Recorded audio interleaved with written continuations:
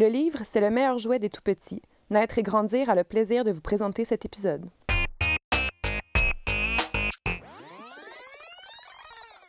Bonjour, c'est Pierre-Alexandre.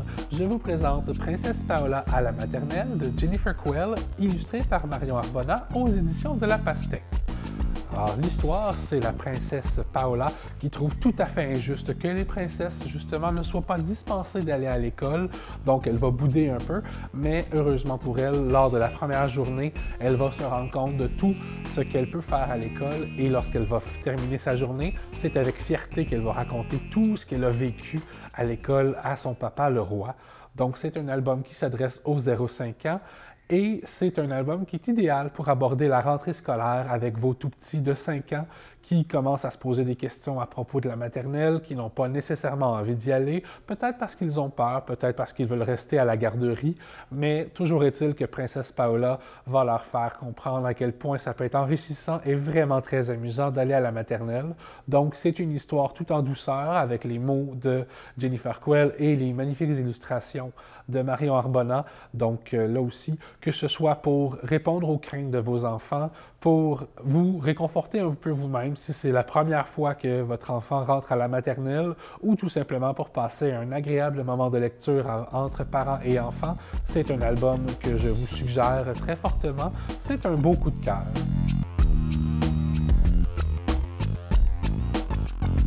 Pour les petits, la première journée d'école, c'est parfois synonyme de grands frissons et de grande joie. Une espèce d'heureux mélange de tout ça qui fait qu'on s'en va parfois un petit peu à reculons et parfois en avançant à l'école pour notre première journée. Pour aider les parents et les enfants, et même pour une lecture juste pour le plaisir, je vous présente Xavier Lalune de Martine Audet et de Luc Melançon aux éditions Dominique et compagnie. Ce que j'ai beaucoup aimé de cet album-là, c'est qu'il nous présente un personnage, Xavier Lalune, qui est différent des autres et qui va aborder cette première journée d'une façon tout à fait originale auquel on n'aurait peut-être pas pensé. En fait, il va utiliser la poésie pour pouvoir se familiariser ou apprivoiser tout le nouvel environnement qui l'entoure.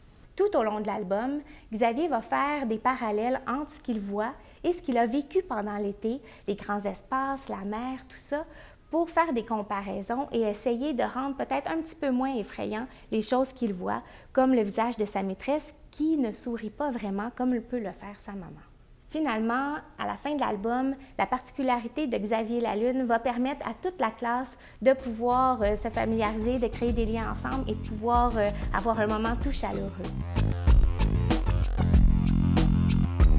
Je vous présente L'école dans la série Gigi et Pichou de Ginette Enfousse aux éditions de La Courte Échelle.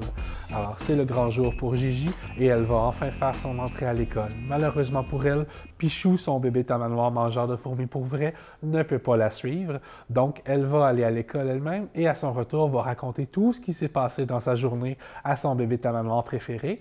Donc, c'est un album qui s'adresse aux enfants de 0-5 ans et qui peut être particulièrement utile pour dédramatiser la peur de l'école pour vos enfants de 5 ans qui sont sur le point d'entrer à la maternelle ou même pour les grands de 6 ans qui vont, eux, passer de la maternelle à la première année. Donc, on dédramatise et on explique un peu le fonctionnement d'une journée à l'école avec le rapport avec le professeur, le sac à dos, ce qu'il faut apporter dans son sac, comment se passe une journée à l'école, comment on se fait des nouveaux amis, qu'on rencontre des nouvelles personnes. Donc, c'est un album qui est magnifique, très touchant. C'est un classique de la littérature pour enfants québécoise et à la lecture, on comprend tout à fait pourquoi. Donc, Ginette Enfousse sait trouver les mots pour parler aux enfants. Donc, n'hésitez pas à l'utiliser pour parler de l'école avec vos enfants si vous voyez qu'ils sont créatifs ou profitez-en tout simplement pour passer un bon moment de lecture avec eux.